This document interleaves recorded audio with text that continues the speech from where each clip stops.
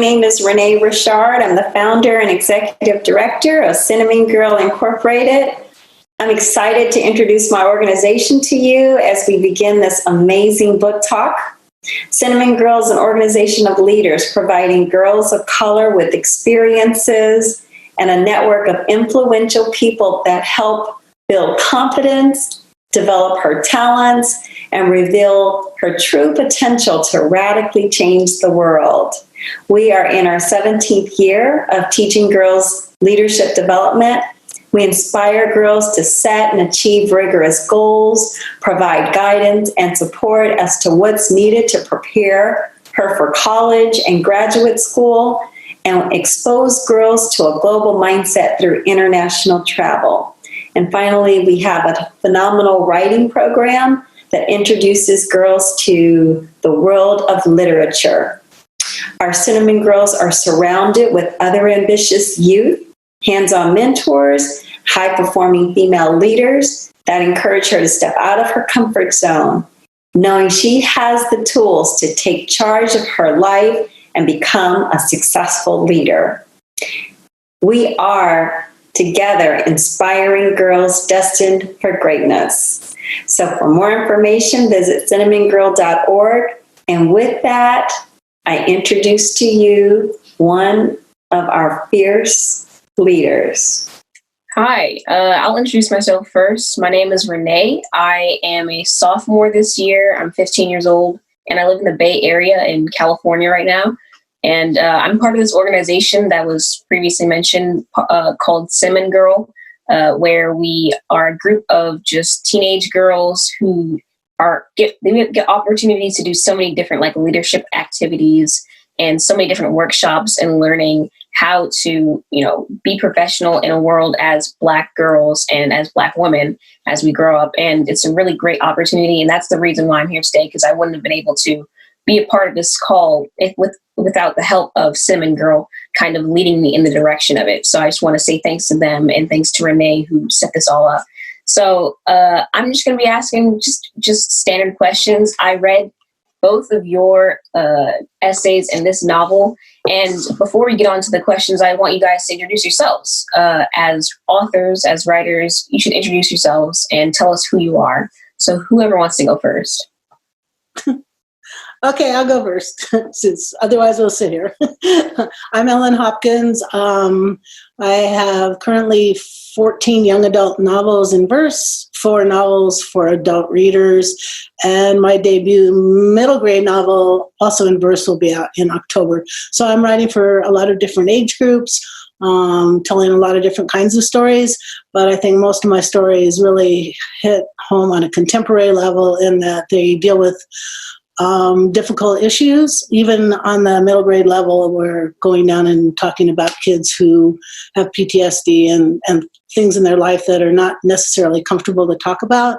We shine a light on them, and we encourage other young people. We encourage young people to step up and tell their own stories, because it's really, really important that they do, that they open up, especially if they have something going on in their lives that they really need help with, to encourage them to step up and ask for help, I think is really important. Thank you so much for having me, Renee. I'm so excited to talk with you and to talk with Ellen. So my name is Anna-Marie McLemore. My pronouns are they, them. I write queer, Latinx, non-binary fairy tales. So I write fairy tales that reflect the communities that I'm a part of and the communities I love. My latest one is called Dark and Deepest Red, which is a reimagining of the Hans Christian Andersen fairy tale, The Red Shoes, through the lens of the 1518 Strasbourg dancing plague. So I love fairy tales for a lot of reasons. One of them is I love putting my queer Latinx hands on any fairy tales that I possibly can. I love centering girls of color in these fairy tales and queer characters in these fairy tales. But most of all, I love writing stories that sort of connect us back to the fact that fairy tales are not just a Western European thing. Every single tradition has them. Every culture around the world has fairy tales that have these universal themes that we connect back to, and they let us talk about things that can be hard to talk about. Fairy tales create this sort of accessible in to have conversations about things that we may or may not be talking about, but that communities do need to talk about. Yeah, that's really powerful. And I think that both of your essays in this book right here, this anthology, does do a really good job of not only just like summarizing who you both are as as people and talking about like what you believe in. So I just kind of want to like to anyone who hasn't read this, who might be watching. So could you guys talk about your essay specifically and why you chose to write them in this anthology and like what they mean to you? Why don't you go first, Anna-Marie? Sure. So in this anthology, I wanted to write about this particular experience of realizing, to sum it up, that like Jesus didn't look like Ryan Gosling, which is a lot of how he's sort of portrayed in a lot of nativities and even in movies. I think it's becoming less and less so, fortunately. But it's been so prevalent for so long, and it's been in the art for so long, the art that is most prized often in the church in the United States, which is unfortunate. And I know that when I say the church, I'm talking about a lot of mainstream churches because Christianity, like any religion, is not a monolith. I know that especially because like how I grew up, my particular Mexican American experience of Christianity is one that's going to be very different from a lot of people. But even in my community, where we're of color, where nobody in my community looks like Ryan Gosling, because that was the conception that we were given in so much art and in so much media, that is what sort of gets conflated with holiness, and it just reinforced those beauty standards that are already imposed on us, those standards of what makes you good, and having this experience of being told that, of course, I couldn't play Mary in a nativity play because of how I look, because of how my family looks, because I'm not blonde, because I'm not blue-eyed. One, it was crushing, and two, it was just looking back, it was hilariously inaccurate when we think about like what Jesus actually would have looked like, what Mary would have looked like, what anyone in that time and place would have likely looked like. So this idea of letting a white default completely rewrite things for us, it's not limited, unfortunately, to any one corner of history, but it's something that we constantly have to push back on, or we get written out of our own histories, we get written out of our own stories. That's definitely something that I can relate to as a Black person. Growing up in like a more affluent white neighborhood, it was always, the standard was always white. The standard was always blonde haired, blue eyed, which is an issue if you do look like that. But if you don't look like that, that's where the issue starts to lie, where you're kind of excluded from things, fit in all the time. And when you're in a room of people who don't look like you and you're the only person there, you can definitely feel like you don't belong in any way. And I think it's important that you talk about these things and voice them so that people who don't belong to that group can understand what other people are feeling and can all have like more empathy for each other. So I think it's really great. Ellen Hopkins, in your essay, you're talking about your activism and how you got into politics. Can you explain more about like why you decided to write this? Well, here's my t-shirt. Read, write, resist. The anthology actually came to me. Well, first of all, if you follow me on Twitter or anything, I'm a pretty political animal. Very unhappy with our current administration and the path that they're leading the country into. And so it just hit at the right time where I was already talking about resisting, talking about that it's important that if, the idea of democracy in this country is that we don't have to believe the same way, but we should still support each other as fellow countrymen, as human beings. And I really think that we've lost track of that, and we've become so divided. And that to me is scary. I mean, my family, we've discussed actually expatriating because this doesn't look like the country that it should look like or that I want it to look like. So I decided to stay at least and hold on and hopefully do something in November that'll be different. But politics was not even, when I was a teenager, it happened to be toward the end of the Vietnam War when I was in high school. And I had friends who lost brothers in that conflict because of the draft, right? So that's really basically like it was a lottery. So you put all your birthdays in and they start pulling birthdays out. So just because of whatever their birthday was, sometimes those young men didn't come home. And it was funny because we just did the anniversary of Kent State too, and that really affected me as well. The idea that actually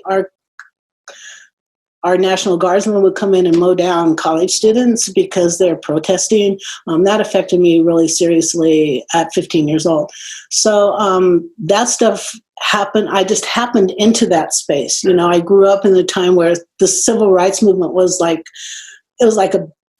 we were in the middle of that, and the ERA, the Equal Rights Amendment, right? So equal rights for women, equal rights for people of color, all those things were really, they built my childhood. I grew up in that space. And so I became vocal because I felt that we needed to, and you know, teenagers tend to be more vocal anyway. Yeah. So I think it's important that we find our belief systems and hang on to them no matter what. And if it comes to it, then we have to take to the streets. We have to like stand up with protest signs. We have to like whatever, maybe not with guns in hand, but I think it's important that we use our voices and use them collectively, because we can make a much more powerful statement if we become a part of a movement. Yeah, that's very true. And what you said about teenagers was something that I thought was interesting. I don't think it's a coincidence that you both decided to write YA novels targeted at teenagers, because I think teenagers, as you said, are the most vocal parts of our society. And I actually kind of want to ask, did you like intentionally decide to write YA novels to get your point across towards the younger generations? Because we are more vocal, we are more, you know, especially right now in 2020, we're probably the most vocal that we've ever been in like the entire history of the United States or just around the world. I feel like a lot of us have really strong political opinions right now. And I just want to ask, did both of you decide to intentionally write novels for younger people, knowing that we like to voice our opinions? I'll go with that. So when I first got here, I was a freelance journalist, and I moved from there into nonfiction for children. And I was writing picture books, which is not my skill set. I was not publishing picture books. Maybe I could figure it out now. But I arrived to writing for teens because I watched my teenage daughter, who had like great potential, beautiful, smart, you know, her goal was computer animation. She was headed straight into like college early. And then she met a guy, and he turned her on to Crystal, and that was the end of her dreams, like when she was 17 years old. And so I knew I needed to write that book specifically for young people, to show them how accepting a certain path, especially being led in that direction, like the offshoot, you know, like the things that could happen. If you make that choice, it doesn't just affect you, it affects the lives of all the people around you. So I really wanted to write that book for teens because I thought that would be the space I could make a difference with that story.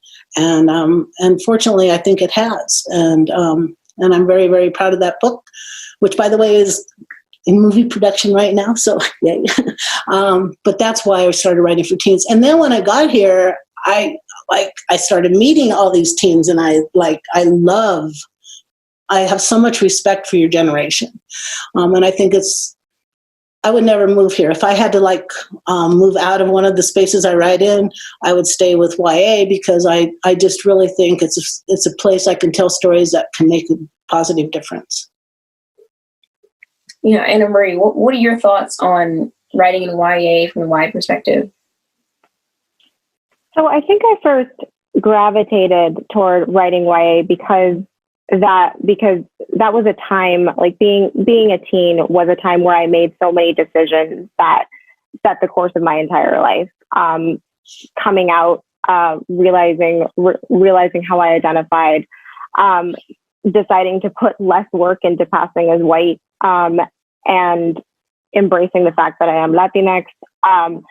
I had a way to go from, I had, like, there were certain things that were signs that I knew I was non-binary as a teen. I just wasn't ready to totally embrace it. I wasn't ready to be out about it for reasons like I won't go into right now. It wasn't safe, and I knew it wasn't safe, but I still, like, I had that sort of identity forming in me. So many things that made me who I am emerged when I was a teen. I met the trans guy that I would end up marrying as a teen. So that idea of us making ourselves and us forming our identities, I think that's pretty universal to being a teen. The thing that I think is changing for the better in a lot of respects is that I think more and more we're learning ways to be less alone in it, because I felt like I was alone so much in those processes. When, you know, so many people around me, so many of my friends, so many of my classmates were in the exact same space of figuring out how you exist in the world, how you live in the world. And even though we all find each other, we do find our communities.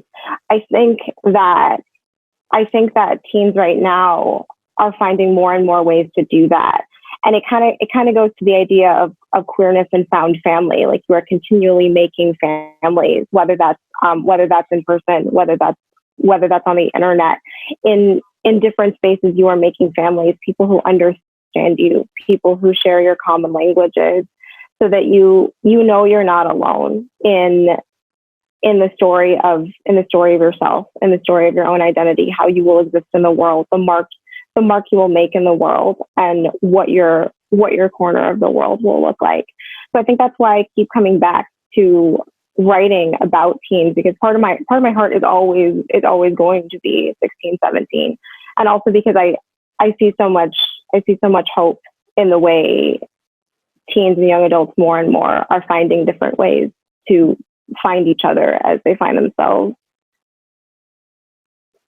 Yeah, I'd have to agree. I see our generation, and when I go online, I see a lot of support for the LGBTQ plus community, and I see a lot of people making connections where someone will say, hey, I came out to my parents, but they didn't accept it.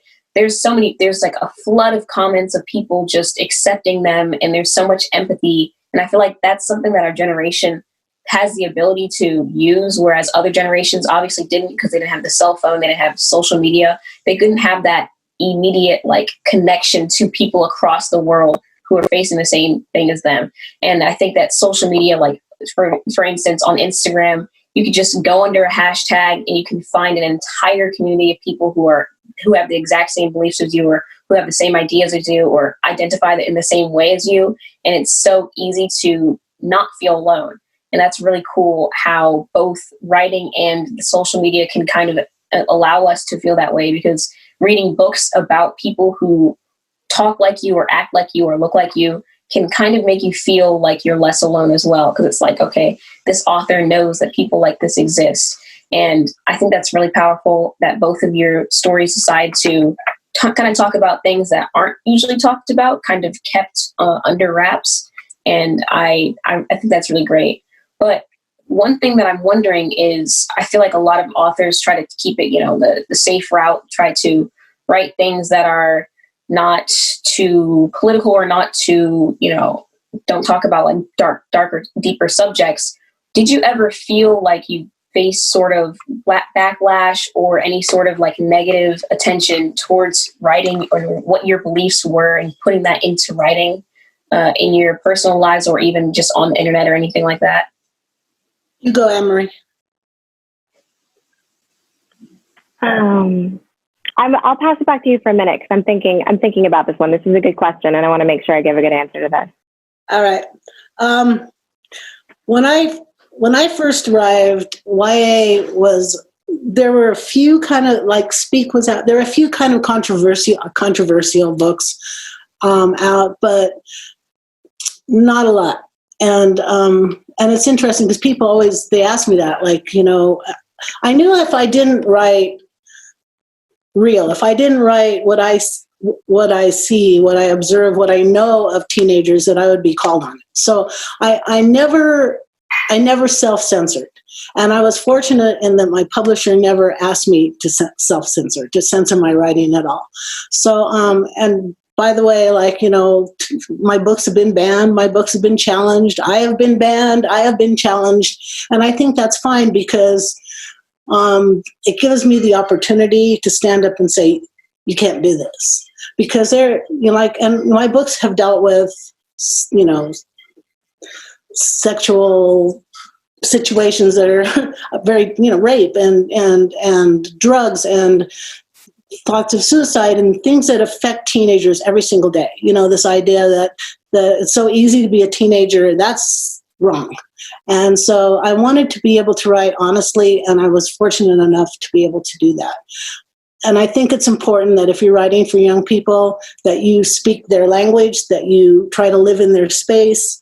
You know, for me, I was one of, actually, I have readers that told me that because, okay, so for me, my oldest son is gay, and he came out to me when he was 12, and that was a long time ago when teenagers didn't come out, you know, very easily. And it was like, so I thought about it for like 5 minutes, and I'm like, this is my kid now, how can I support that? And so I always thought it was important to write a wide, diverse landscape of characters, as wide as I could in my books, because that's where kids live, is in this kind of a very diverse space. And so I'm, you know, the idea that to encourage, again, young people to be able to speak their minds and to say what they want is so, so important. But no, I got pushback from parents in some spaces. I got pushback from a few librarians and teachers in some spaces. But again, that gave me the opportunity to open up a dialogue with them and let them understand why I thought it was important to write those kinds of characters. Yeah, I think that it's a risk, definitely, writing about these subjects that you both write about. But I think that's a risk that is definitely going to pay off for both of you, because as a teenager, what I want to read is I want to read something authentic. I don't want to read, there's so many books out there of authors trying to emulate teenagers and trying to think what teenagers would act like and how they would speak in their dialogue.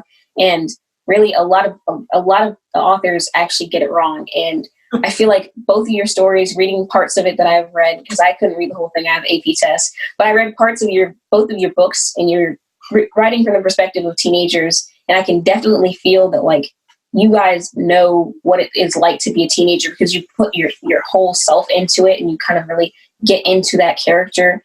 And I think that's really powerful. And I think that's really, you know, useful as a tool to when you're writing a YA that you need to write authentically. Anna-Marie, what were do you ever face any backlash for having written such kind of, you know, deeper subjects or more political subjects? So it doesn't really happen very often from readers, because my readers are wonderful, and my readers know what they're getting. They know what they're coming for, and they know the kinds of stories that I'm going to bring them. So it's more from people who I think are looking at the kinds of books that are written, who may not be happy with the fact that we are making progress with representation. Because the thing that I'm thinking of that most often gets any kind of backlash is intersectional representation. Like it somehow gets it somehow is portrayed as unrealistic, that you would have a story that addresses queerness, that addresses being of color, that addresses disability, all in one story, when in fact so many of us have intersecting identities. So when I'm thinking especially of Wild Beauty, because I wrote a family that's basically entirely like queer Latino women, and to a lot of people that's going to be unrealistic. And one, like, queer people find each other, like we gather. That's kind of how we work. And also, like, so many of us have multiple identities. We have intersecting identities. We belong to different communities. And I know I'm not the only author that's gotten those kinds of comments about writing books about characters who belong to multiple communities.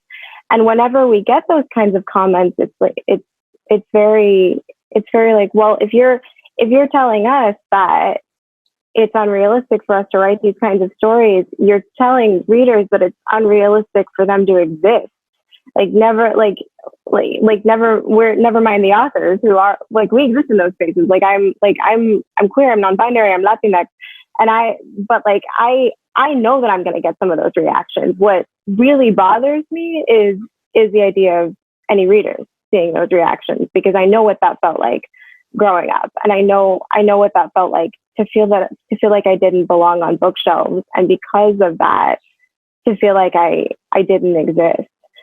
So that's the one that I'm thinking of right now, aside from like, there's always going to be people who hate, like, especially like they're going to be people who hate the fact that you are who you are, that you're proud of who you are.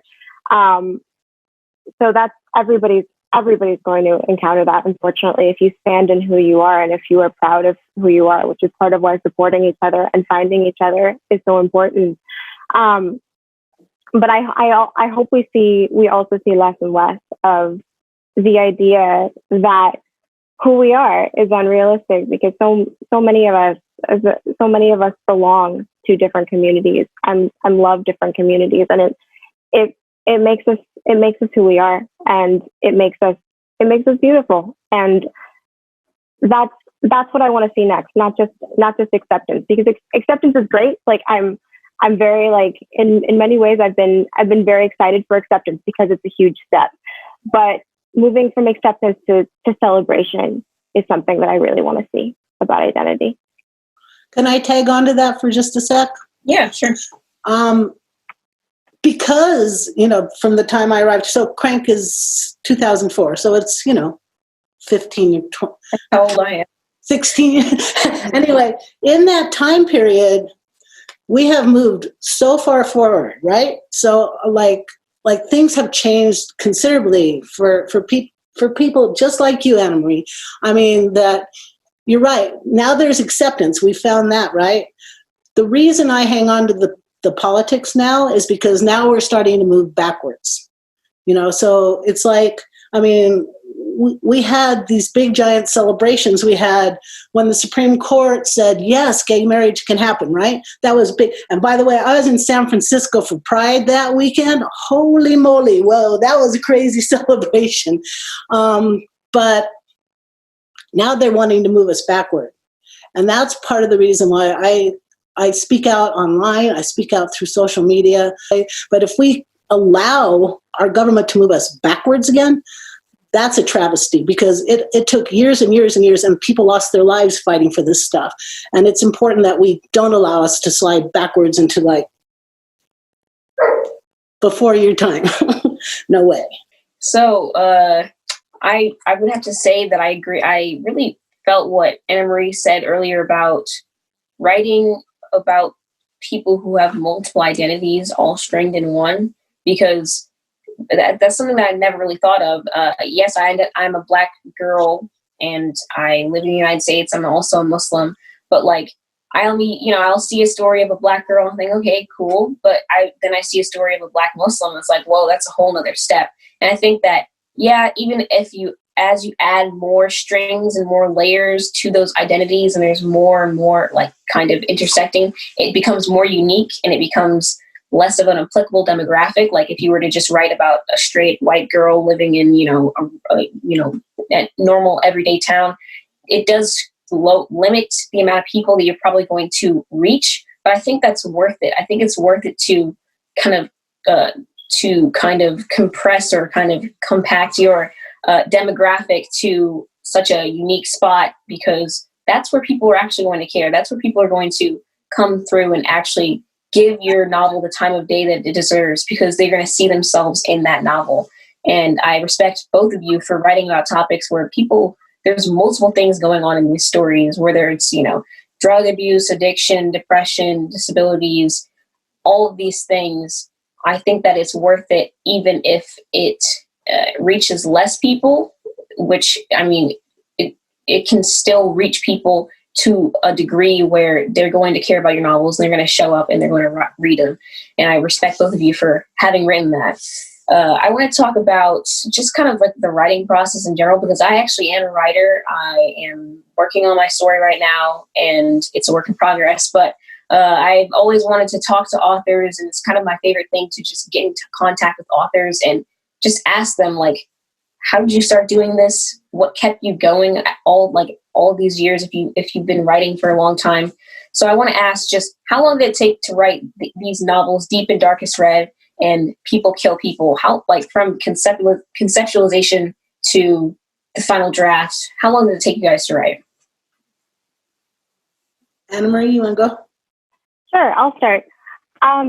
So Dark and Deepest Red, I had wanted to write about the 1518 Strasbourg dancing plague ever since I heard about it, because it's this strange corner of history that sounds like it's made up. Like you have dozens and then hundreds of people dancing uncontrollably, and no one around them can figure out why. So it sounds like something that would be made up for a fairy tale, when in fact it happened. There were a number of instances of this, specifically in medieval Alsace, but this was one of the best documented, and it was also one of the biggest. So I'd wanted to write about this for a while. I just didn't know what my way into it was going to be. I didn't know exactly how I was going to go about it. So I'd had this swirling around in my head for a while, and I think that's often how I end up working. Is I'll have an idea in my head for a really long time, and then it'll click, and then I'll end up writing the book pretty fast, even though like it's not fast, because it's been like in my brain for a while. So I was thinking about this dancing plague when I was in dance class, when I should have been thinking about Irish dance steps, but I was actually thinking about this dancing plague and how I might write about this. And the practice shoes that I have, my Irish dance practice shoes, are red. And one of my classmates, her little daughter was watching our class and pointed at me and said, "Mommy, I want to dance like her. I want to dance like the girl in the red shoes." And hearing that, I thought, that's it. That's what I want to do with this. I want to write about the Hans Christian Andersen story, The Red Shoes, because that was one that was big to me growing up. It was this fairy tale that was terrifying, but that was also really, really resonant to me. This idea of dance sort of taking you away and sweeping you away, because dance, in a lot of ways, it was this wonderful world for me, but it was also scary. Like I competed as an Irish dancer, and believe me, like if you're a Mexican Irish dancer, you're gonna stick out. And I did. So it was a world that I loved, but that I was not exactly, like going back to a little bit what we were talking about before, I was not considered the ideal for. So thinking about white beauty standards, and thinking about like being a Latina girl and being a dancer, and thinking about this dancing plague, and the fact that in all of these records, like happens in a lot of historical records, like who are they not talking about? They are not talking about the people of color who were there, despite what we see in a lot of medieval paintings. They're not talking about the queer and trans and non-binary people who were there. So knowing that I wanted to really go for that I wanted to write about a Romany girl and a trans boy at the center of the story in 1518, and that I wanted to have this dancing plague sort of have these magical, terrifying effects 500 years later that make this Latina girl and her family like sort of confront the racism in their own town, and confront aspects of their history that maybe they're not talking about. That's when the story really came together. And I wrote it pretty fast after that. So that's a really long way of saying, like, I can write the actual book fast, but it takes a long time for me to know what the book is about. And I kind of have to know some of what the book is about before I start writing. And a lot of writers don't write like that. A lot of writers can just sit down and go. And I'm actually really envious of that. I've never quite been able to do that. I've tried. But I think all of our creative brains work different. And some of us have to sort of know know what the heart of our story is before we go in. And some of us say, like, you know what, I will find it because it's there, even if I don't know what it is yet. Yeah, I am kind of the opposite. I am really good at, well, sort of, I am really good at like coming up with the idea, like, boom, there's always something. I have a dream. I see something random. I like it. There's always ideas floating around in my head, but when it comes down to like actually sitting down and writing it, that's where I like that's where the structure and all of the issues come through. It's like, that's where it's difficult for me to write. So it's interesting seeing someone having the kind of opposite experience, because I think that everyone writes the same way as I do, that they can easily just come up with ideas, but I guess that's not the truth. It's not the truth for every single, author. Ellen, how did you write? How long did it take you to write? Are you like either of us? Which one are you more like? Do you come up with the ideas really easily or the writing easily? It depends on the story, actually. So People Kill People was more like Anna-Marie's thing. Like the idea of, I wanted to write about gun violence for a while. Probably first sparked it was Columbine, so that's way back. But it just wasn't the right time to write it. I didn't know exactly what I wanted to write about or the way in. So I that one sat with me for a while too. And what really sparked that book for me was my niece was in Las Vegas at that concert, and she watched a girl drop right in front of her and die. And I'm like, it's gun violence now is starting to hit closer and closer to home. So I really, really, really wanted to figure out the way in. And the way in for me, and I wanted to write, when you're writing not just gun violence, but what would encourage a teenager? Why would a teenager pick up a gun, right? So the idea then, I had to come in to the different, and I tend to like to write multiple viewpoints. It's just, and this book is like 6, so it was a lot. But to find the themes of like, what would make a young person pick up a gun? Revenge, right? Jealousy, thoughts of suicide. So all these different, so then I have to create the characters around those different themes, basically. So for me, it was figuring out the way in. And for me, the pre-write is always character building. So like, I don't start with plot, I start with character almost all the time. I'm a bad plotter. That's definitely my weakness. I let my characters, once I know my characters, they start talking to me, and then I'm telling they're telling their stories through me. That's how I feel like I'm doing it. So with People Kill People, it was years to find the way in. But I write fairly quickly once I sit down the same way. So I'm writing books now. The first novel took me about a year to write, but I was still freelancing. And then the next 2 were about 8 months. And now I'm writing books in about 3 or 4 months. But that's once the pre-write in my head is all pretty solid. So that's about how long it takes. Wow, that's a really short amount of time. I've been trying to write my story for, I don't know, it's got to be like 3 years by now, but I think it's okay. I think I've seen some of my favorite authors have taken decades to write their books, which I'm not even old enough to have been alive for decades. But yeah, I think it's just interesting to see different perspectives of different authors and how they write and how long it takes them to write. I just like to get a gauge of the community, because as a teenager, there's not a lot of authors that I can engage with on like a daily basis. So get any opportunity that I can get. Other questions that I have, what books did you take inspiration from in writing your own novels? Like, I know that a lot of people think that in order to be a writer, you have to be a reader. And I personally have a repertoire of books that I really like and kind of help me get into writing and help me write my own story. So what are some of your favorite books and your favorite authors that help you inspire your stories? I'll go.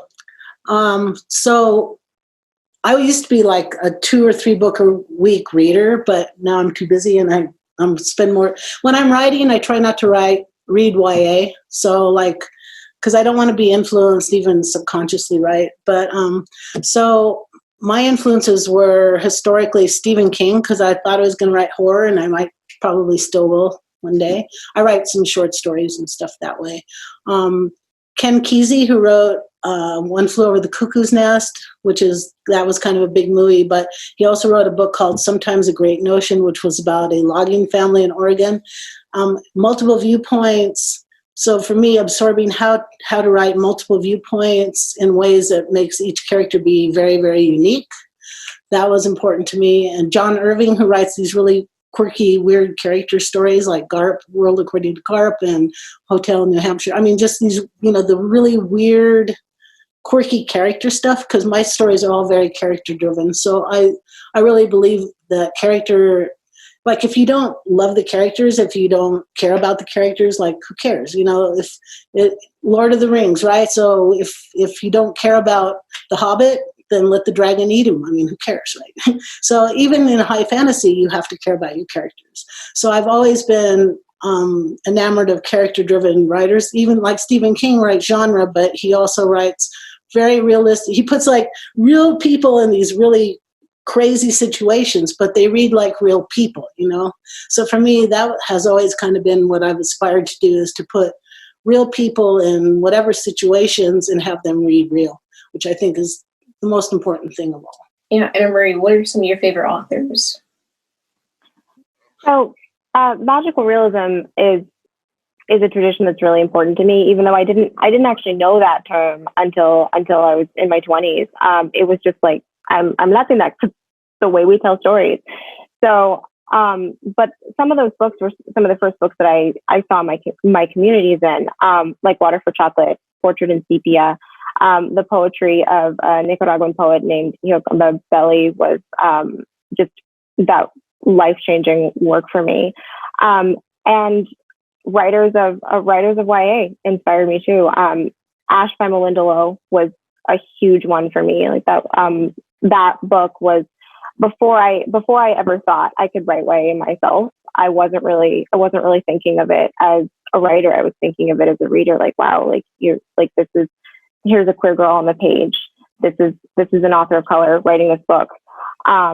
So I have books like that were sort of like life-changing reader moments for me. And I'm still inspired by books that I read that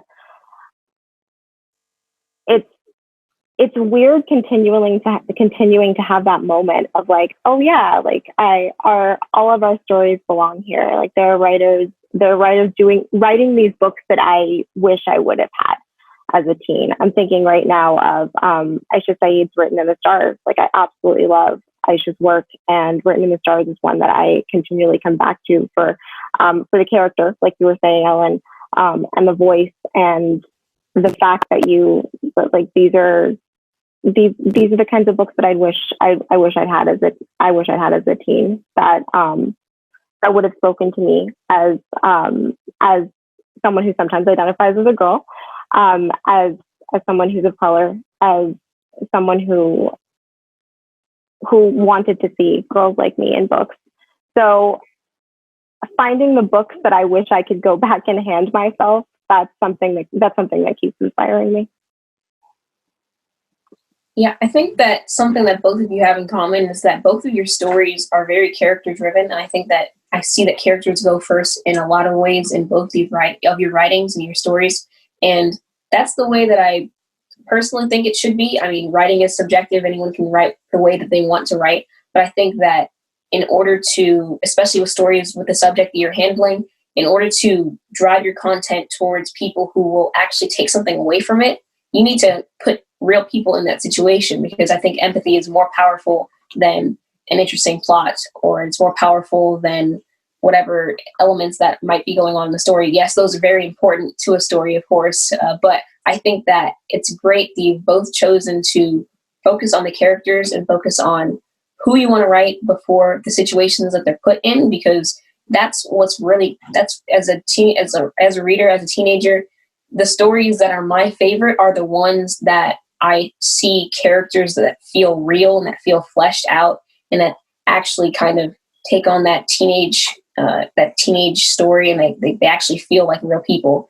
And I think that you both do an amazing job of that in your stories, from even just the excerpts that I read in your books. You do a really great job of that. And that's something that I want to take away as a writer myself. I kind of want to bring this all back down to this anthology that you both decided to write, and you're collaborating on with, I think it's 21 people. So how did you guys get into this? Like, how did you decide to join this project? Did you get hit up? Like, who did you connect with in order to write this? And why did you decide to join this project? Anna-Marie, you want to go? Sure. So Amy contacted me with what she was thinking for this project, and sort of described a little bit about it. I didn't even know who else was contributing yet, and when I saw the whole list, I was like, wow, this is gonna be amazing. I'm so glad I'm part of this. So Amy was talking about sort of the spirit of this anthology, but left it very open about what we could talk about. And so when I came back with this idea of wanting to talk about redefining how I saw Lauded, Amy was totally on board. So I've loved being part of this project and getting to write about that moment, and also like being part of a collection where other writers are writing about one of their moments that was sort of pivotal for them, or moments stretching out over years, depending on what the story is. Yeah, Amy came to me too, and like you said, she's like, well, you can write about whatever you want, which is sometimes good, and sometimes it's like, well, let me think about what I want to write about. Takes a little longer, but again, I was kind of in the middle of this activist moment in my life anyway, and which I continue to be, and I can't not right now. And I started thinking about how my growing up, and I grew up in a very unique situation. You can read the essay. I mean, I was adopted by a way older couple. Like, my dad was 72 when he adopted me.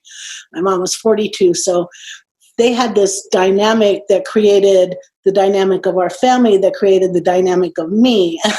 It's like, and everybody's childhood is unique to themselves, right? But it creates who you become as an adult. So I thought it was interesting to be able to go all the way back and look at that very, how growing up like I did created a person who probably is not what my parents would have thought I looked like. The only thing that my mom knew I was going to be a writer from the time I was little. So other than that, I'm pretty sure they would not have expected me to end up here. And I'm really glad that we had a chance to be able to write what we wanted, and not be, and the editing was pretty light. So we weren't like, no, you can't do that. So that's always a good thing too. But anthologies are always fun because you can collaborate, you can talk to other writers, or you can just read what they have to say and go, wow, I never even knew that about them. Oh, yeah. I think in Cinnamongirl, in our writing, our writing section of our organization, we're planning on writing an anthology with all of the people in Cinnamongirl, all of the teenagers, and reading this, I want to find something in my life that was impactful to me and kind of add it into that story, because I think that personalized stories like this kind of get you, allow you to peer into another person's mind. I really felt like I could just kind of relate to both of you in both of your little parts of this story. And I think that it's great. It's a great idea to get a message across in a really short amount of time, and to be able to do that without a full-flown book is really great. So I kind of want to just overall kind of close this off with, in your writing, what is the biggest thing that you want people to take away from it?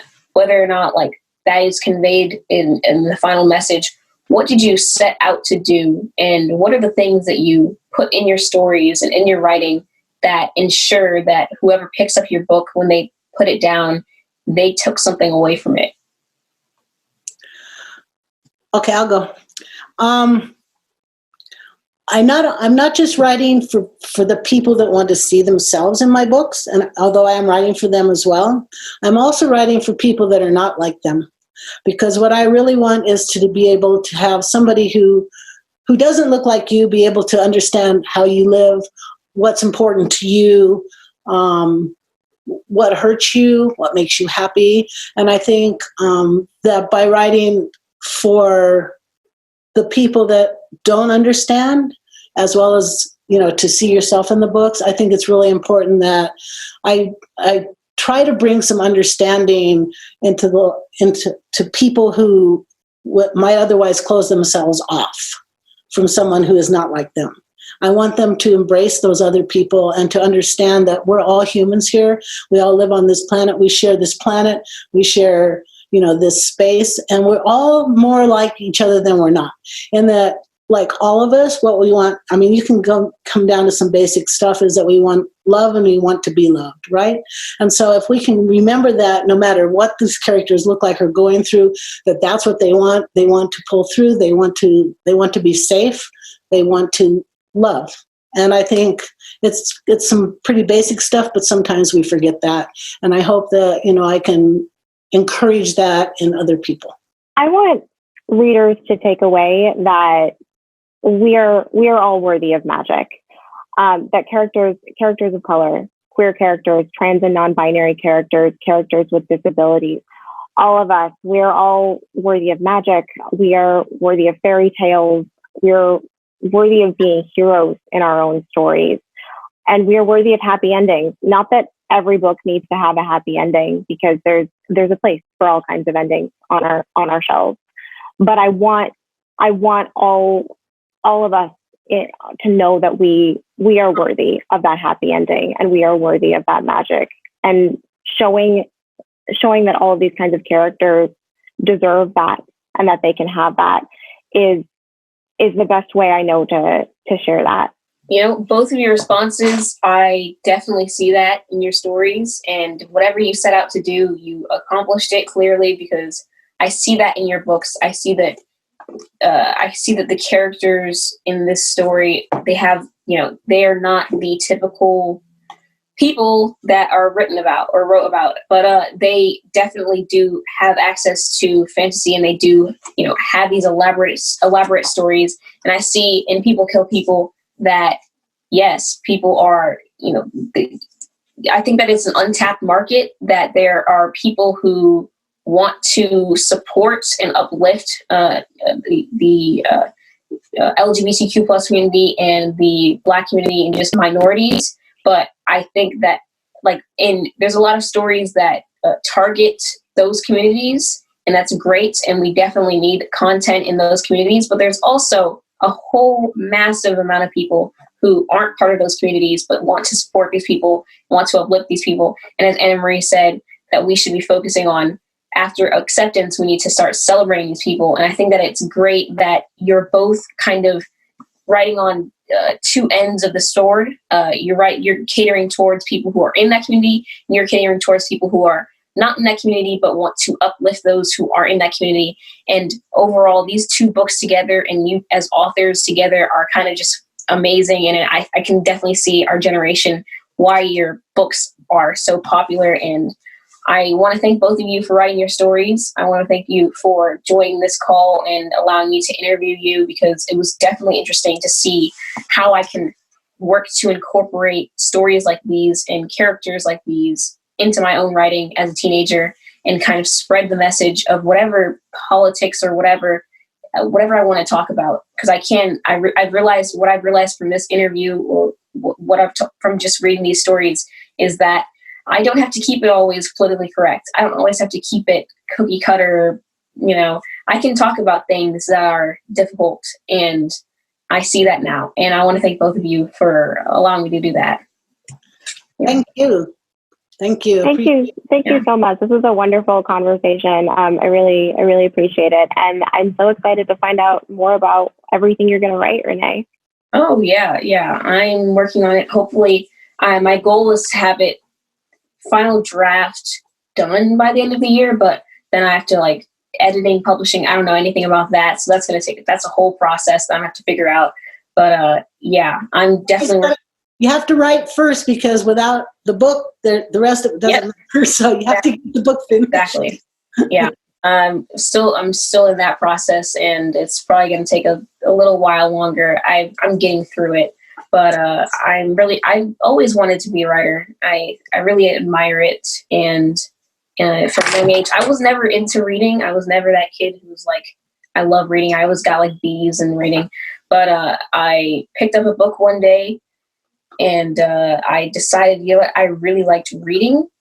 Why not write so that other people can enjoy what I like to read. I want to write something that I would read myself. And that's why I got into writing, and I really enjoy it, and I want to continue doing this. And it's great seeing other authors, what they went through, what inspired them to start writing.